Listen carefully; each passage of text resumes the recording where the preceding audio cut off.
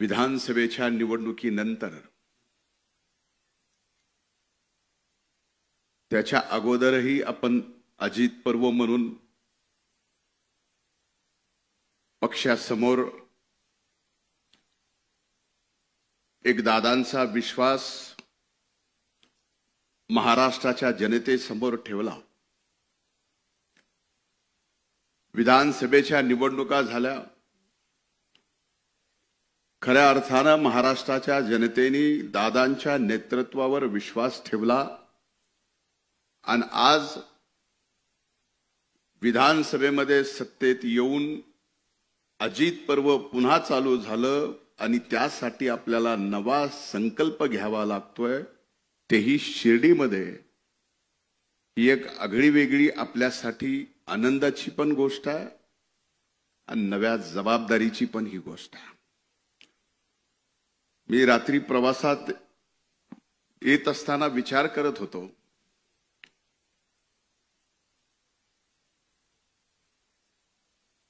की शिर्डीच्या या बाबांच्या पवित्र भूमीमध्ये ज्यांनी शिकवणच श्रद्धा आणि सबुरीची दिली आहे, आपल्या पक्षाने सुद्धा 17, 18, 19 तारखेला या बाबांच्या पवित्र भूमीमध्ये श्रद्धा आणि सबुरीची शिकवण देत असताना काही दिवस अगोदर भारतीय जनता पार्टीने सुद्धा त्यांचं राज्याचं अधिवेशन याच साईबाबांच्या पवित्र भूमीत ठेवलं। तिथं सुद्धा बाबांची तीच शिकवण होती, श्रद्धा आणि सबुरी। सांगायचा मुद्दा एवढाच आहे, महायुतीत सत्तेत आपण आहेत, सत्तेतल्या 2 पक्षांनी शिर्डीमध्ये बाबांच्या या पवित्र भूमीत जिथं श्रद्धा आणि सबुरी शिकवली जाते, तिथं सत्तेत आल्यानंतर पक्षावर निश्चिम श्रद्धा ठेवावी लागते आणि पक्षाच्या नेतृत्वात विश्वास ठेवून सबुरीची शिकवण सुद्धा अंगी घ्यावी लागते। कदाचित हेच कारण असू शकतं म्हणून या शिर्डीच्या बाबांच्या दरबारात आज राष्ट्रवादी काँग्रेस पार्टीचं अजित पर्व एक नवसंकल्प आपल्याला हाती घेण्यासाठी या शिबिरात बोलवलेला। खरं तर मी अनेकदा दादांच्या बाबतीमध्ये, पक्षाच्या विचारांच्या बाबतीमध्ये मी बोलत आलेलो आहे। माझ्यापेक्षा अनेक मान्यवर राष्ट्रवादी काँग्रेस पक्षामध्ये मी या पक्षात यायच्या अगोदरपासून आहे।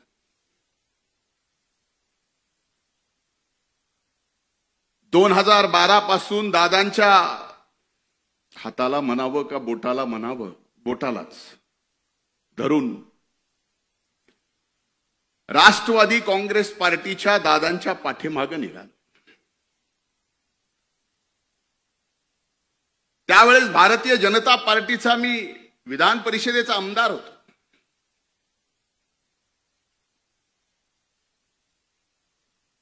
आमदारकीचा राजीनामा द्यायला लावला, राष्ट्रवादी काँग्रेस पक्षाकडून मला आमदार केलं। ती 2013 ची गोष्ट। 2014ला महाराष्ट्रात विधानसभेच्या निवडणुका झाल्या आणि आपलं आघाडीचं त्यावेळेसचं सरकार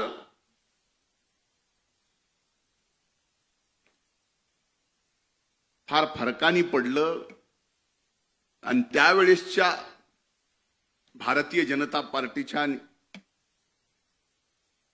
सरकार आला। मला माहित नाही माझ्या त्यावेळेस, माझ्यासाठी पक्ष म्हणजे त्यावेळेस दादानी मला माझ्यात काय पाहिलं आणि माझ्यावर विधान परिषदेच्या म्हणजे वरिष्ठ सभागृहाच्या विरोधी पक्ष नेतेपदाची जबाबदारी अतिशय कमी वयात माझ्या खांद्यावर टाकली दादा. म्हणूनच आज हा धनंजय मुंडे अजित पर्वच्या नवसंकल्पाच्या या शिबिरात एकदा विरोधी पक्ष नेता म्हणून, 5 वर्षात 2दा मंत्री म्हणून आणि पुन्हा सरकार आले म्हणून तिसऱ्यांदा मंत्री म्हणून या ठिकाणी ताठमानानं उभं राहून बोलू शकतो. ही ताकद दादांची एकदा पाठीमाग उभी राहिली.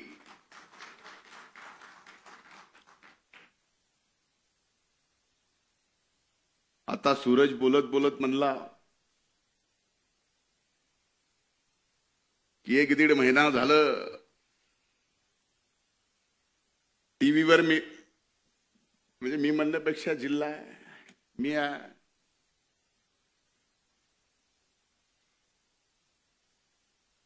सूरज नाम है इसीलिए तो बदनामी पीछे है.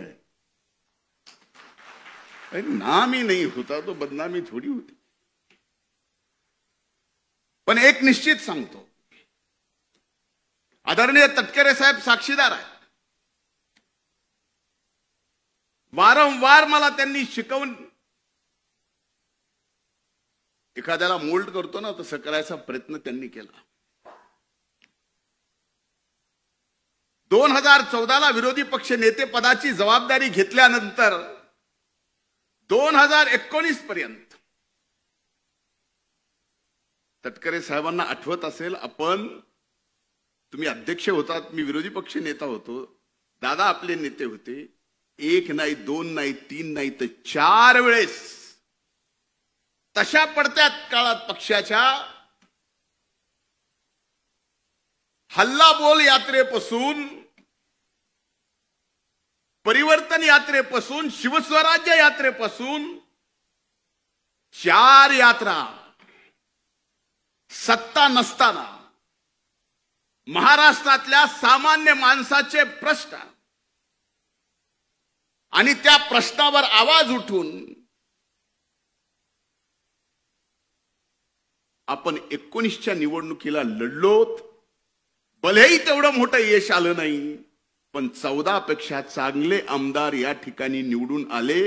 हे मात्र निश्चित राष्ट्रवादी काँग्रेस पक्षाच्या त्या काळातील कष्ट घेणाऱ्या प्रत्येक सहकार्याचा, हे मान्य करायला पाहिजे.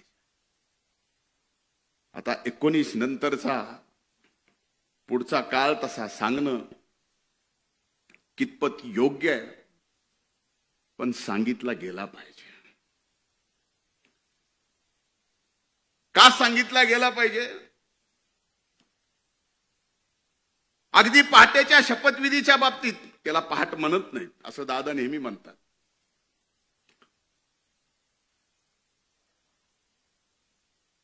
पण कदाचित त्याच्या शपथविधीच्या अगोदर साहेब आपण पण साक्षीदार आहे. मी दादांना विनंती केली होती, आज स्पष्टपणाने बोलतो, कधीही बोललो नाही, कारण इथं फक्त आणि फक्त राष्ट्रवादी काँग्रेस पक्षाचे दादांचे एकनिष्ठ सहकारी आहेत, म्हणून मी हे बोलायची हिंमत ठेवतो. त्यावेळेस मी म्हणलं होतं दादांना, तटकरे साहेब आपण साक्षीदार असाल तर हो म्हणा, शपथ घेऊ नका. का म्हणलो होतो?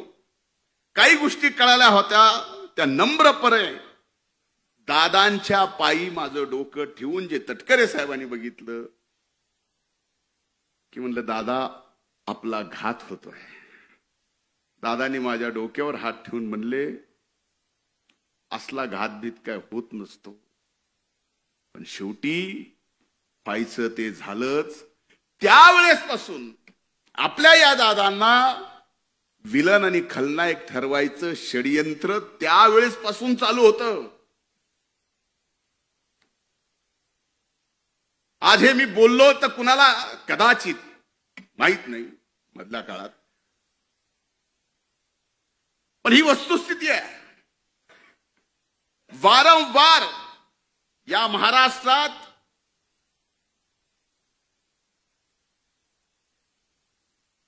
आदरणीय पवार साहेबांच्या नंतर महाराष्ट्रात राष्ट्रवादी काँग्रेस पक्ष प्रामाणिकपणाने पुढे आणण्यासाठी आणि तो पक्ष पुढे आणण्यासाठी नाही तर ती ताकद म्हणून आणि ती ताकद महाराष्ट्रात सत्तेत म्हणून आणायचा प्रयत्न जर इमानदारीनं कुणी केला असेल तर आदरणीय दादांनी केला, हे नम्रपणानं मला या ठिकाणी आपल्या सर्वांच्या समोर सांगावंसं वाटतं.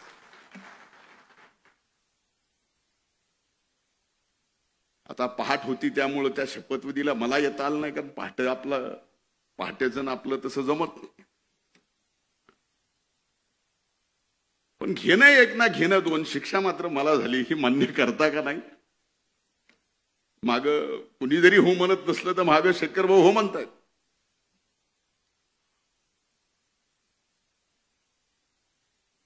त्यानंतर ज्यावेळेस सर्व राष्ट्रवादी काँग्रेस पक्षाच्या मान्यवर नेत्यांनी ठरवलं की आता आपल्याला भारतीय जनता पार्टी सोबत युती करावी लागते, दादांनी तो निर्णय घेतला आणि आपण सर्वजण दादांच्या पाठीमागे खंबीरपणानं उभं राहिलो. आणि आज खऱ्या अर्थानं अनेक वर्षापासून असा विश्वास एकट्या दादावर असता तर एकट्या राष्ट्रवादी काँग्रेस पक्षाने या महाराष्ट्रात सत्ता दादांच्या नेतृत्वाखाली आणली असती. पण वारंवार दादाच्या चांगल्या कामाला खलनायक ठरवायचं काम करण्यात आलं, त्याचमुळे हे घडलं नाही. लोकसभेची निवडणूक झाली. लोकसभेच्या निवडणुकीत दारुण पराभव झाला. मला अनेक जण त्या राष्ट्रवादी पक्षाचे जुने जाणते नेते येऊन म्हणतात, तू कशाला रे लोकसभेला कोयनीच्या प्रचाराला आला? त्याच्यामुळं तुला आता बघ विधानसभेत काय होते. जे व्हायचंय ते होईल. मला पक्षाने सांगितलं जा तिथं सभा घे. सभा घेतल्यानंतर त्याचा परिणाम माझ्यावर काय होईल याचा विचार करणारा एवढ्या हलक्या काळजाचा मी राष्ट्रवादीचा आणि दादाचा कार्यकर्ता नाही. आणि माझी विनंती आपल्याला, आपल्यापैकीही कुणी नाही नसणारच, पण हो ते सगळं केल्यानंतर त्याची किंमत मोजावी लागते. मोजावी लागली तरी बेहतर, त्याला कमीपणा नाही. त्याचा राग धरला. जो संकल्प काही जणांना पाडण्यासाठी मुश्रीफ साहेब आहेत, आदिती माया है, मैं खुद गब्बर है, वळसे पाटील साहेब आहेत, यांना पाडायचंच अशी यादी कमी नव्हती. पण पडलं कोणीच नाही. तुम्ही लाखभर मतांना आलात, मी जरा जास्त मतांना आलो म्हणून मला भोगावं लागायला की काय असं मला वाटायला लागले.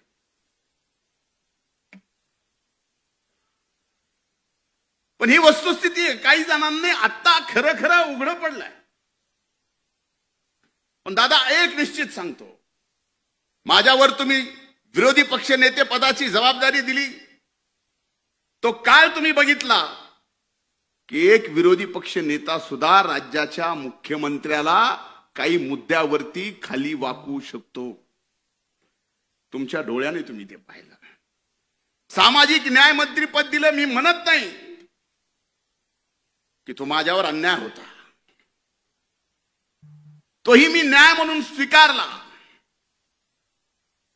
आणि एवढे चांगले निर्णय घेतले की शेवटी तुम्ही मला म्हणायला लागलात की अरे हे सामाजिक न्याय विभाग जास्त पळवू नको, कारण ते विभाग जास्त पळाला की सरकारला सुद्धा त्या स्पीडनं पळवावं लागतं.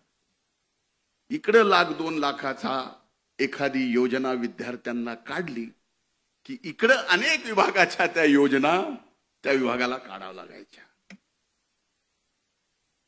अरे ज्या जातीपातीवरती गावाची नावं होती, ती महाराष्ट्रातली जातीपातीची गावाची नावं बदलण्याचं काम सुद्धा दादा तुमच्या नेतृत्वाखाली तुमच्या एका कार्यकर्त्याला सामाजिक न्याय मंत्रीपद दिल्यानंतर ते करता आलं. कृषी मंत्र्याची जबाबदारी दिली कोकाटे सर. फार चांगलं खातंय काम करायला, विभाग फार चांगला आहे. आपण सकाळी चांगलं काम करतो, खरंच चांगलं काम. आपण जिम्मेदारी दिली दादा, 1 रुपयात या देशात 1 रुपयात पहिलं राज्य आहे, ज्या राज्यात पहिलं राज्य आहे महाराष्ट्र, ज्या राज्यात 1 रुपयामध्ये पीक विमा योजना आणली. आज त्या पीक विम्याच्या बाबतीमध्ये सभागृहात दादा तुमच्या सगळ्यांच्या समोर पीक विम्याच्या बाबतीत आरोप झाले की ज्या 1 रुपयाच्या पीक विम्यामध्ये 11,000 कोटी रुपये पीक विमा कंपनीला या महाराष्ट्राच्या शेतकऱ्याला द्यावे लागले. हे रेकॉर्डवर आहे, मी सांगत नाही, पण तरी आरोप होतात, अनेक गोष्टीचे आरोप होतात. चिंता ही नाही की आरोप विरोधातले करतायत, चिंता ही आहे दादा नवसंकल्प करताना की आरोप महायुतीतले करतायत. चिंता तो इस बात की है. आज धनंजय, आज मी गटलोय म्हणून मला, उद्या अनेक जण आहेत ते गटलेत म्हणून त्याला, पण पक्ष म्हणून आमच्या सारख्याला दादा काही नको. आम्ही इथं सगळेच कुणाशीही लढू, कुणाशीही घेटू, परवा नाही. तुम्हाला माहिती आहे, आपल्यापैकी अनेक जणांना माहिती आहे, त्या स्वर्गीय मुंडे साहेबांच्या विरोधात कुणी बोलायला आणि लढायला त्यावेळेस तयार नव्हतं. दादा फक्त तुम्ही माझ्या मागे होतात म्हणून त्या परळी वैद्यनाथ मतदारसंघात 14ला हरलो असून 19ला दादा पक्ष सत्तेत आला नाही, पण परळी विधानसभा मतदारसंघ कधी कुणी विचार केला नव्हता राष्ट्रवादी काँग्रेस पक्षाच्या घड्याळावर निवडून येईल. दादा आणून दाखव. बळ दिल्यानंतर आणि आपल्या मागे नेता आहे हे बघितल्यानंतर अनेक जण एव्हरेस्ट सारखा डोंगर सुद्धा चढून तिथं आपल्या पक्षाचा झेंडा लावू शकतात. हे एक उदाहरण द्यायचं म्हणून मी परळीचं दिलंय. समजू नका की मी काय दिवे लावलेत ते, असं बिलकुल नाही. वस्तुस्थिती आहे. अनेक गोष्टी सांगितल्या पाहिजे. आज एकीकडं ह्या सगळ्या परिस्थितीमध्ये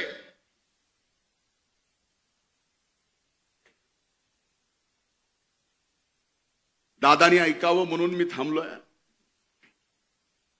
एक नक्की आहे, शिर्डीच्या साईबाबांच्या साक्षीने सांगतो की आमच्या बीड जिल्ह्याच्या पालकमंत्री पदाची जबाबदारी आदरणीय दादांनी या ठिकाणी घेतली. अतिशय आनंदाने मी या ठिकाणी सांगतो, तो आनंद या ठिकाणी व्यक्त करतो आणि जिल्ह्यात दादा आपलं स्वागत आहे करतो. यात मीही विनंती केली होती की सद्य परिस्थितीमध्ये अशा जबाबदारीत आपण नसू नये. पण एक गोष्ट मात्र लक्षात घेतली पाहिजे. आज अजित पर्व आहे, आज आपण सत्तेत आहोत, आज आपल्याला नवीन संकल्प घ्यायचा आहे. पण हा नवीन संकल्प घेत असताना राष्ट्रवादी काँग्रेस पक्षाला पहिल्यांदा कार्यकर्ता भिमुख व्हावं लागेल. कार्यकर्ता भिमुख झाल्यानंतर पक्ष संघटन एवढं मोठं होईल की कसल्याही वाऱ्या आणि वादळामध्ये ते पक्ष संघटन कधीच ढळणार नाही, हलणार नाही. हे मात्र एक कार्यकर्ता म्हणून निश्चित मी आपल्याला सांगतो. पण मधल्या काळातल्या काही अनुभवात मी सांगतो.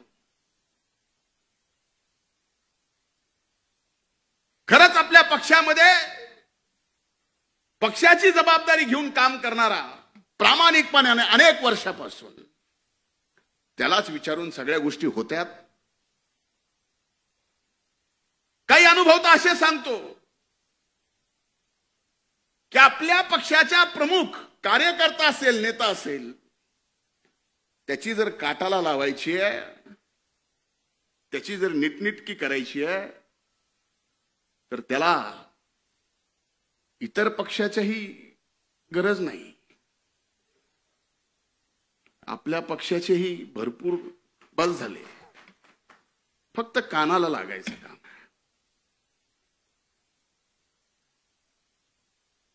यानी काय होणार आहे? जे दादा तुमच्यासारख्या एका नेत्याने माझ्यासारखा कार्यकर्ता घडवला, भले आज लोक मला नेता समजत असतील, पण माझ्यातला कार्यकर्ता मी मरेल, पण माझ्यातला कार्यकर्ता मी कधीच मरू देणार नाही. त्यावेळेसच नेता जिवंत असतो. त्याच्यातला कार्यकर्ता मेला त्यावेळेस नेता संपला, पक्ष संपला. आणि माझ्यातला कार्यकर्ता मी कधीच मरू देणार. आज अनेक जण लोकसभेच्या प्रचाराचा मी विषय बोलत नाही, पण विधानसभेच्या प्रचारात मला सगळीकडून घेरला असताना मला अभिमन्यू करायचा प्रयत्न केला होता. पण विधानसभेच्या अगोदरच मी सांगितलं होतं की मी अभिमन्यू नाही, मी धनंजय आहे. पण आपल्यापैकी अनेक जण आहेत की हे काम करत असताना सुद्धा आपल्या सगळ्यांच्या प्रचाराला मी इमानदारीने आलो. आणि जेवढं कठोर ज्या पद्धतीने बोलायचं, कोकाटे साहेब आपणही इथं आहात, अनेक जण आहेत. बाबासाहेब पाटील फॉर्म भरायच्या दिवसात लामटे साहेबांच्या गेलो. अगदी उद्या मतदान आहे, आदल्या दिवशी इथं विजयराजे पंडित साहेब असतील, त्यांच्यासाठी गाव टू गाव फिरलो. मी माझ्या मतदारसंघात फक्त 5 गावात गेलो होतो. मग ह्या अशा काम करणारा, फक्त नावाला नेता पण काम करणारा माझ्यासारखा कार्यकर्ता ज्या वेळेस कुठल्या तरी एका कारणाने फक्त मला टार्गेट करायचंय, त्याला कारण काय हे आपल्याला माहिती आहे.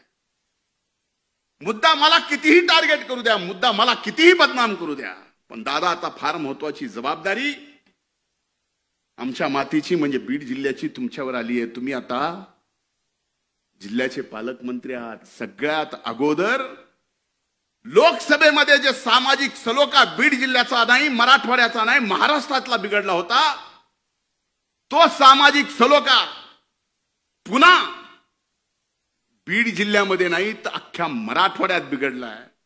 आज आपण या ठिकाणी शिवशाहू फुले आंबेडकरांच्या विचारांनी भारतीय जनता पार्टी सोबत महायुतीमध्ये आहेत. भारतीय जनता पार्टीला सुद्धा शाहू फुले आंबेडकरांच्या विचाराचा काही अडचण नाही, त्यांनी सुद्धा आपल्याला घेतलाय. पण एक गोष्ट विचारली पाहिजे की उभ्या महाराष्ट्रामध्ये किती ओपनच्या जाग्यावर किती ओबीसीचे माणसं नोकरी करतात, कोण कर्मचारी, कोण ड्रायव्हर आहे, कोण शिपाई आहे, कोण अधिकारी आहे. याच्यावरती जर उघड आकृती बंद जर जाहीर होऊ लागला आणि त्याच्या चर्चा मात्र सबंध महाराष्ट्रात होऊ लागल्या, तर खरंच का आपण शिवशाहू फुले आंबेडकरांच्या विचाराचे आहोत असे प्रश्न आम्हाला विचारले जातात. पावला पावलावर प्रश्न आमचे विचारले जातात. याच्यापेक्षा तुम्हाला दादा माहिती आहे, प्रशासन तुमच्या हातून जेवढं मजबूत होतो तेवढं कुणाच्याच नाही. कधीतरी तुम्ही सुद्धा अगदी वरिष्ठ प्रशासनाच्या सर्वांना विचारा की हे जे चाललंय हे बरोबर आहे. यानी या महाराष्ट्रातला सामाजिक सलोखा व्यवस्थित राहणार आहे. यामुळे शिवशाहू फुले आंबेडकरांचा विचार घेऊ एकमेव आपला पक्ष जो इमानदारीनं निष्ठेनं यांच्या निष्ठेचं काम जे आपण हाती घेतलंय ते करतोय, ते खरंच पुढे आपण घेऊन जाणार आहोत का? कदाचित या गोष्टी माझ्या तुम्हाला मिनिटासाठी लागतील, पण लागू द्या. मैं आईना हूं, आईना दिखाऊंगा जो.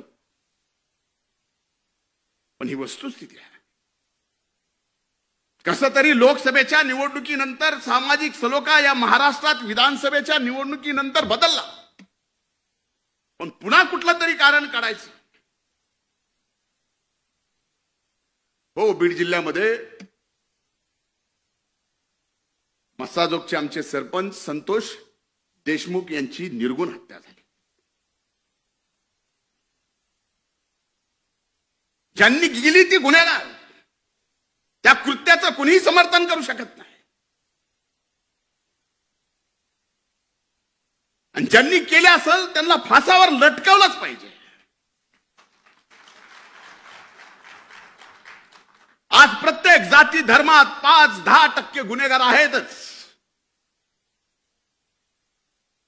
कुणी उठून सांगावं की हो माझी अशी जात आहे, हो असा माझा धर्म आहे, एकही गुन्हेगार सापडणार नाही. सांगावं.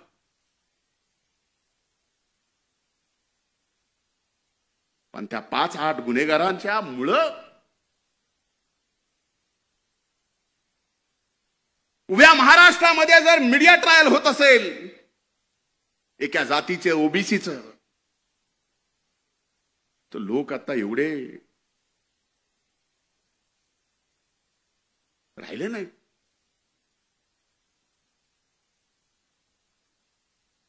बीडचा बिहार,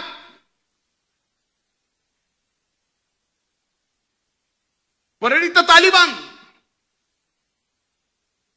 आम्हाला दुःख होत नाही.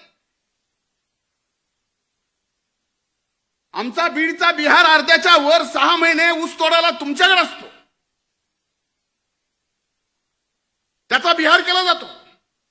आणि कुणी महायुतीतल्या आपल्या पक्षातल्या लोकांनी परळीला तालिबान केले जातं. जे परळी 12 ज्योतिर्लिंगापैकी पंचम स्थान असणारं, 5वं स्थान असणारं परळी वैद्यनाथाचं ज्योतिर्लिंग आहे. दादा, काही दिवसानं शिवरात्री आहे. लाखो भाविक या देशातले तिथं दर्शनाला येतात.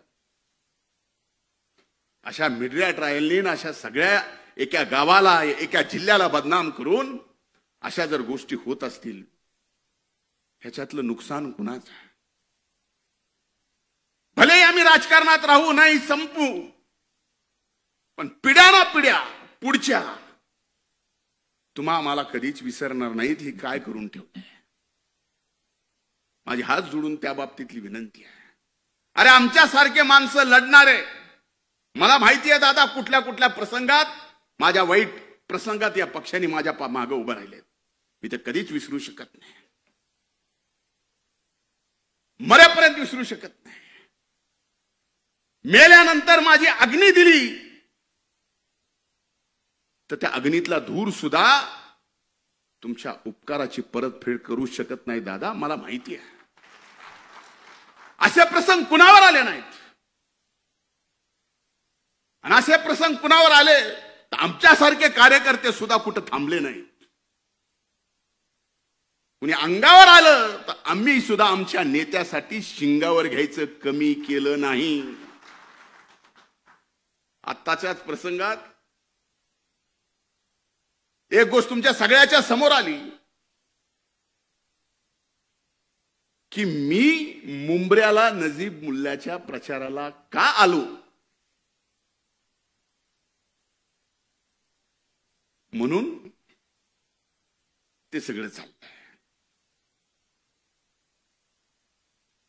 ह्या सगळ्या गोष्टीचा विचार होणं आवश्यक आहे.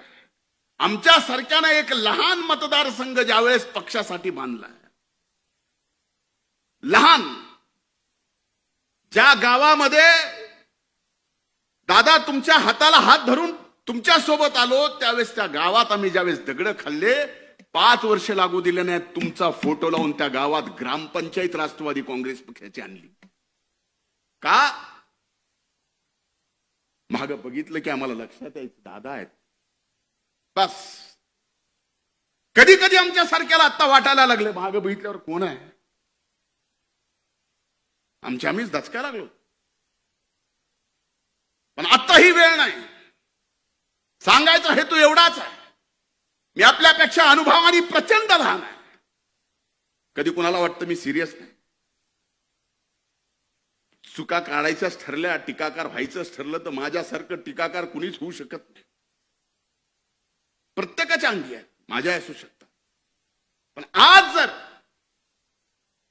दादांच्या अथक परिश्रमातून, आपल्या सर्व मान्यवराच्या अथक परिश्रमातून पुन्हा महायुतीत आपण सत्तेत आलो असोल आणि आपल्याला जर नवसंकल्प हाती घ्यायचा असेल तर कार्यकर्त्याला ताकद देताना त्या कार्यकर्त्यावर तेवढाच विश्वास सुद्धा ठेवला पाहिजे जेवढा विश्वास आमच्या नेत्यावर.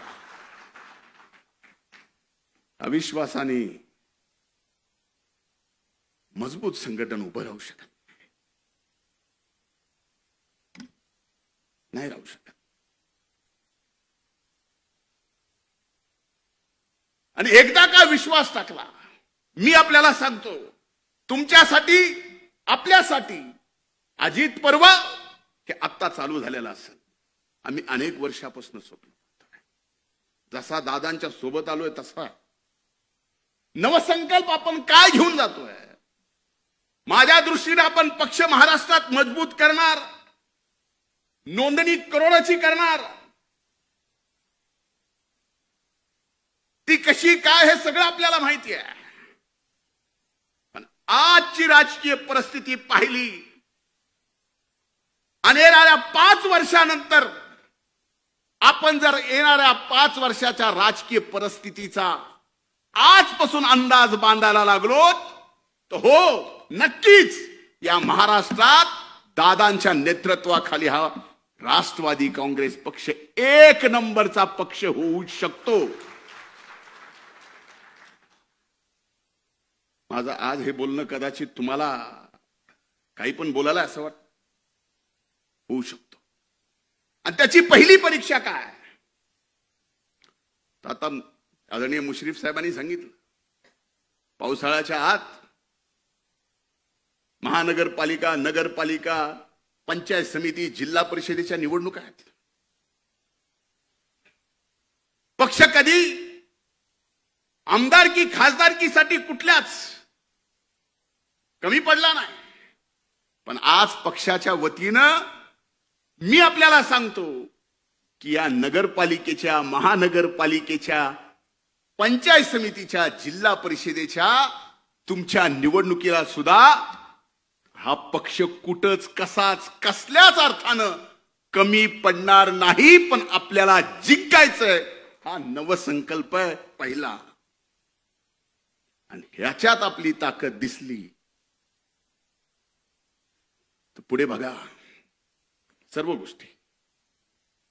मला इशारा आला, इशारा एक ही जन मुझे दे सकता है, मतलब मैं समझ सकता हूं. देने वाले तो बहुत देते, लेकिन समझने वाले को समझना तो चाहिए. बहुत वक्त बाद की माफी चाहता हूं. घड्याळ तेच, वेळ नव्हे. त्यामुळे माझी आज या अजित पर्वाच्या नवसंकल्प शिबिरामध्ये मला बोलायला परवानगी दिली त्याबद्दल पक्षाचे मी हृदयपूर्वक आभार. आणि दादा एक शब्द देतो पक्षासाठी, मी एक निष्ठावान कार्यकर्ता आहे. माझी जडणघडण कार्यकर्त्यातून झालेली आहे. उद्या तुम्ही माझ्यासारख्यावर पौंडेचेरीचा जरी जबाबदारी दिली ना तरी तिथं जाऊन पूर्ण वेळ काम करायची तयारी माझ्यासारख्याची आहे. त्याच्या बाबतीत काय म्हणजे मी काही जरी म्हणत असलो तर ही वस्तुस्थिती, कारण हे मी डोळ्यात डोळे घालून आपल्या पक्षाच्या सर्वांच्या समोर बोलतोय आणि ही जबाबदारी आपण सगळ्यांनी घेतली पाहिजे. मी उदाहरणानं म्हणजे 2 मिनिट हसावं म्हणून, पण आपल्या जे शक्तीस्थळ आहेत ते आणखीन मजबूत करायची वेळ आहे. हेच खरा अजित पर्व आहे. हेच खरा नवीन संकल्प आहे. खूप खूप धन्यवाद. जय हिंद, जय महाराष्ट्र, जय राष्ट्रवादी.